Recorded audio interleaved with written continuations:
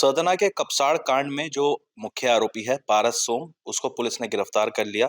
कल उसको special CJM court में पेश किया गया था, जहां से 14 दिन की न्यायिक हिरासत में भेज दिया गया। दूसरी तरफ जो लड़की है रूबी, जिसका अपहरण हुआ था, वो फिलहाल अभी आशा ज्योति केंद्र में है।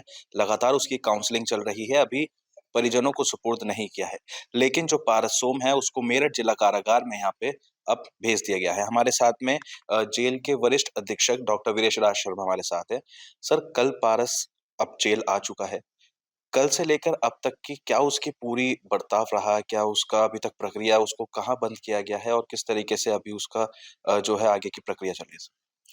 देखिए, जब भी कारागार में कोई बंदी आता है तो सबसे पहले जो नए बंदियों की बैरक है, जिसे मुलाहिजा बैरक कहते हैं, उसमें वो 10 दिन तक रहता है। 10 दिन के बाद बैरक जो है नाम के अनुसार बरडापुरम में उसको अलॉट होगी। अभी वो नए बंदियों की बैरक में है। कल शाम को जब आया तो उसको एक स्वेटर दिया गया, जो एनजीओ यहाँ पर कपड़े देती हैं, उनके कपड़े रखे रहते हैं, उसको भी एक स्वेटर दिया गया, स्वेटर की आवश्यकता थी। कंबल दिए गए, बर्तन दिए गए, थाली आज जो सभी बंदियों को दिए जाते हैं वो दिए गए। जो रखे हुए बंदियों का खाना था वो उसने खाया क्योंकि लेट आया था। उसके बाद फिर वो काफ़ी लंबे समय सुबह तक लगभग 6:30 बजे तक सोता रहा।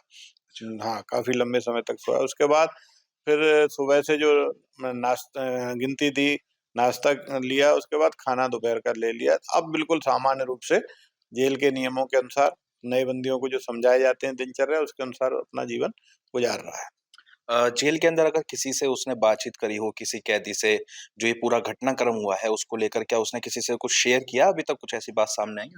नहीं, वो ये जानना चाह रहा था कि मैं नाबालिग हूँ, मैं किस प्रकार नाबालिग घोषित किया जा सकता है, तो बता दिया गया, आप अपने वकील से कहिए, माननीय न्यायालय में प्रार्थना पत्र दे और देंगे वो, जैसा माननीय न्यायालय निर्णय करेगा, साक्ष्यों के आधार पर तब होगा।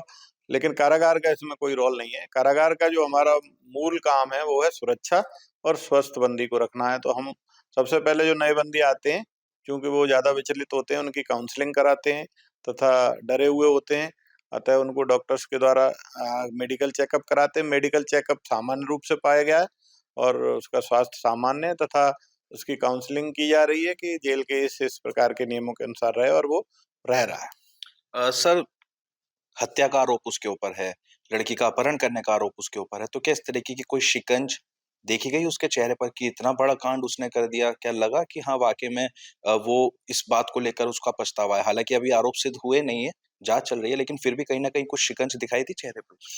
देखिए, हम लोगों को इस तरह जेल के अधिकारियों को प्रोफ़ेशनली ट्रेंड किया जाता है कि हम लोग व्यक्तिगत उसके केस या व्यक्तिगत किसी जीवन या व्यक्तिगत किसी चीज़ पर चर्चा नहीं करते। हमारा सिर्फ़ काम है सुरक्षित रखना और स्वस्थ रखना। उन दोनों कामों पर हम काम कर रहे हैं।